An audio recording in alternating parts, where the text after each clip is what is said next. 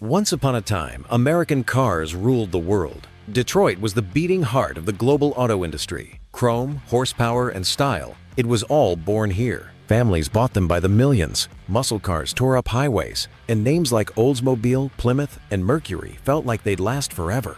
But they didn't. One by one, these proud American brands disappeared. Not because people stopped loving cars, but because competition got fiercer, mistakes piled up, and the world changed. And today, as China ramps up its dominance in the auto market, we may be staring down the same story again, with even bigger names on the chopping block. That's why we're looking at 20 American car brands that disappeared forever. Some were household names, others cult favorites, but all of them prove that no matter how big, no brand is safe. Let's first talk about one that left behind some of the most famous muscle cars of all time, Pontiac. Pontiac wasn't just a car brand. It was a movement. The Firebird, the GTO, the Trans Am, these were the cars plastered on bedroom walls, starring in movies like Smokey and the Bandit, roaring down highways across America. But by 2010, GM killed Pontiac as part of its bankruptcy restructuring. For many, it was the day American muscle lost a piece of its soul. And Pontiac wasn't alone. Another American legend with over 100 years of history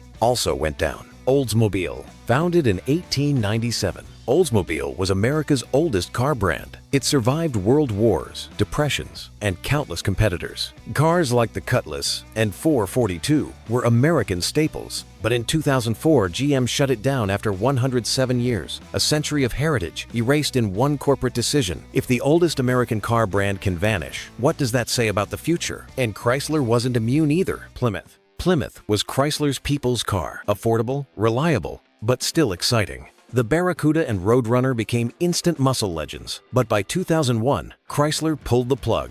Today, those cars are collector's items, but the brand itself is gone. But if you also want to be a legend, then race to that subscribe button, as 99% of you aren't subscribed. Everyone who helps me get to 1,000 subscribers is an icon. But Ford lost one of its icons too, Mercury. For decades, Mercury was Ford's middle child. Positioned between Ford and Lincoln, Mercury offered stylish alternatives with cars like the Cougar, Marauder, and Grand Marquis. But by 2011, sales collapsed and Ford axed the brand. Mercury quietly vanished, leaving a hole in the American mid-tier market. And then there was the experiment that seemed too different to survive. Saturn. Launched in the 1990s, Saturn was GM's answer to the imports. Plastic body panels, a no-haggle sales model, quirky styling. It felt fresh and modern. Customers loved it at first, but the novelty faded, sales slipped, and in 2010 GM closed the doors. Saturn was supposed to save GM from foreign competition. Instead, it became another victim of it. One brand that symbolized American excess also went down, but its story has a twist. Hummer. The Hummer was the ultimate status symbol of the early 2000s. Military-inspired, unapologetically massive, and guzzling fuel like no tomorrow. But when gas prices spiked and the economy crashed, Hummer died in 2010. Recently, GM resurrected it as an all-electric SUV, but the soul of the original, raw, brash, unstoppable, is gone. And those were just the modern losses. America's history is full of even bigger ones. AMC American Motors Corporation, AMC, was a real contender in its day. From the Javelin muscle car to the AMX sports coupe to quirky hits like the Gremlin, AMC was the underdog Americans loved. And of course, AMC was the parent company of Jeep before Chrysler bought it. In 1987, Chrysler absorbed AMC and the name disappeared. Jeep lived on, AMC didn't. And AMC itself was built on the bones of even older brands. Studebaker. Studebaker began in the 1850s building wagons before shifting to cars. They built stylish, practical cars and had loyal customers. But by the 1960s, they couldn't compete with Detroit's Big Three. In 1966, the last Studebaker rolled off the line. One of America's oldest names, gone. And then there's the brand that became a movie star, DeLorean. NC. The stainless steel gull-wing doored DeLorean became immortal thanks to Back to the Future. But in reality, the car was plagued with quality issues, scandals, and bad timing. John DeLorean's company collapsed in 1982 after producing only one model. The car lives on in pop culture, but the brand itself was a spectacular flameout. Luxury wasn't safe either. Packard. Packard was the king of luxury before Cadillac and Lincoln took over.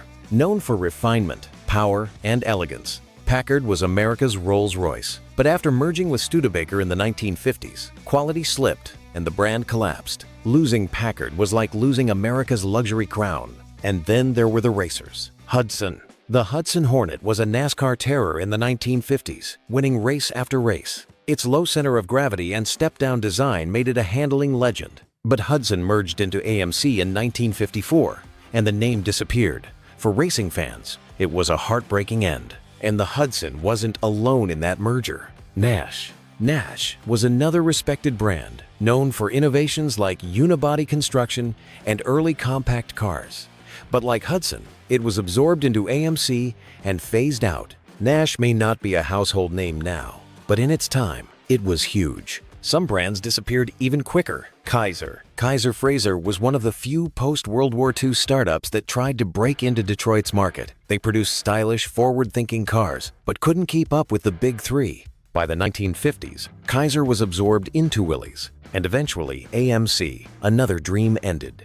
And speaking of Willys, Willys built the original Jeep in World War II, the machine that symbolized American freedom. After the war, they tried to survive as a civilian brand, but the name was eventually absorbed by bigger companies. Jeep survived. Willys didn't. Some names barely had a chance. Tucker. Preston Tucker's Tucker 48 was decades ahead of its time. Safety glass, rear engine, pop-out windshields, and futuristic styling. But Detroit and political forces crushed it. Only 50 Tuckers were ever built before the company was shut down in 1949. Today, they're priceless collector's cars, a symbol of what could have been. And then there were brands that lived large, died, and came back briefly with celebrity help. Stutz. In the pre-war years, Stutz was a luxury performance brand. In the 1970s and 80s, it was briefly revived as a flashy retro luxury car. Elvis Presley, Frank Sinatra, and even Evel Knievel bought them. But the revival fizzled, and Stutz disappeared again.